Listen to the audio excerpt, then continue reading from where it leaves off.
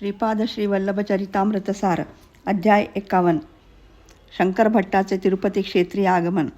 यथासमयी शंकर भट्ट परमपावन अशा तिरुपती क्षेत्री येऊन पोचले.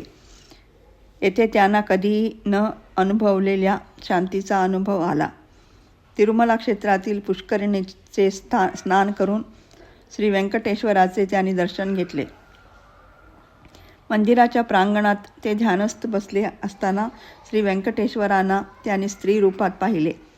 बालत्रिपुरसुंदरीच्या रूपात पाहिलेली मूर्ती थोड्याच वेळात परमेश्वराच्या रूपात बदलली. नंतर काही क्षणातच महाविष्णूच्या रूपात दिसू लागली. ध्यानात असताना काही वेळाने ती मूर्ती 14 वर्ष वय असलेल्या अतिसुंदर काया असलेल्या बाल यतीच्या रूपात प्रकट झाली.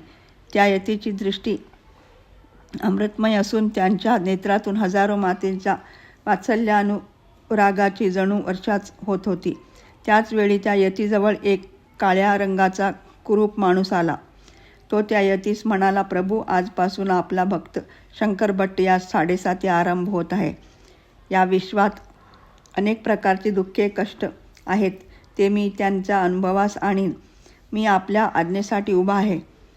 यती रूपातील श्रीपाद प्रभू त्यास म्हणाले, अरे शनैश्वरा, तू तुझ्या धर्माला अनुसरून कर्म कर. आश्रित जनांना सहाय करणे ही माझी प्रतिज्ञा आहे. म्हणून शंकर भट्टास त्यांच्या संकटाकाली कशी मदत करतो ते बघ. हे संभाषण ऐकल्यावर शंकर भट्टाच्या ध्यान अवस्थेतून श्रीपाद प्रभू आणि शनैश्वर निघून गेले. परंतु कष्टकाळाची सुरुवात होणार याची त्यांना कल्पना आली.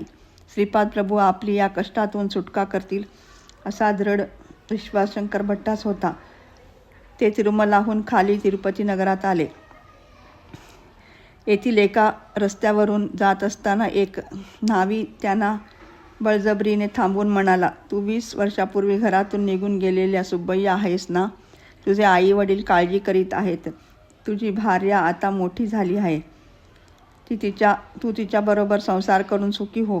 तेव्हा शंकर भट्ट म्हणाले, मी शंकर भट्ट नावाचा कर्नाटकी ब्राह्मण आहे. मी श्री दत्त भक्त असून कुरुगड्डीस दत्तावतार श्रीपाद श्री वल्लभांच्या दर्शनासाठी जात आहे. मी माझ्या परमपावन गायत्रीची शपथ घेऊन सांगतो की मी ब्रह्मचारी आहे. तुम्ही म्हणता तो सुब्बय्या न्हावी नाही. परंतु शंकर भट्टाचे ते म्हणणे ऐकणारे तेथे कोणीच नव्हते. तेथे जमलेल्या लोकांनी बळजबरीने शंकर भट्टास सुब्बय्या नावाच्या गृहस्थाच्या घरी नेले. शंकर भट्टाने अनेक वेळा सांगितले की तो सुब्बय्या नाही, तो एक कन्नड देशातील ब्राह्मण आहे. परंतु ते मानण्यास कोणी तयारच नव्हते. बळजबरीने त्यांचे क्षौर करण्यात आले. दाढी मिशा काढून टाकून जानवेसुद्धा त्या लोकांनी तोडून फेकून दिले. त्या लोकांनी त्यांच्या परिचयाचा एक भूत वैद्यास बोलविले. त्या वैद्याने शंकर भट्टास बांधून त्याच्या मस्तकावर चाकूने वार करून त्यावर लिंबाचा रस लावला. असह्य वेदना होत असताना सुद्धा शंकर भट्ट श्रीपाद प्रभूंचे नामस्मरण करीतच होते. तिरुपतीच्या श्रेष्ठ ब्राह्मणांनी सुद्धा शंकर भट्टाच्या सांगण्याकडे लक्ष न देता ते सुब्बय्याच असून त्यांना एक ब्राह्मण भूताने पछाडले आहे आणि त्याच्यावर योग्य उपचार करून त्यांना पूर्वीसारखे करावे असे मत व्यक्त केले. शंकर भट्टावर इलाज करणारा मांत्रिक त्यांना चाबुकाने मारित होता. परंतु आश्चर्य असे की चाबुकाचा मार त्याला स्वतःलाच लागू लागला. त्यावेळी त्याने मारणे बंद केले.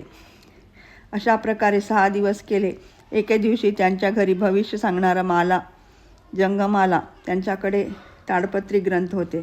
त्याने शंकर भट्टास कवड्या देऊन त्या खाली टाकण्यास सांगितले. त्यानंतर त्याने काही हिशोब करून आपल्या ताडपत्रातील ग्रंथातून एक पत्र काढून वाचण्यास प्रारंभ केला. प्रश्न केलेली व्यक्ती शंकर भट्ट नावाचा कन्नड ब्राह्मण आहे. श्री दत्तावतारी श्रीपाद श्री वल्लभाच्या चरित्राचे लिखाण हाच करील. हे रमल शास्त्र वाचल्याचा दुसरे दिवशीच सुब्बय्या घरी येईल.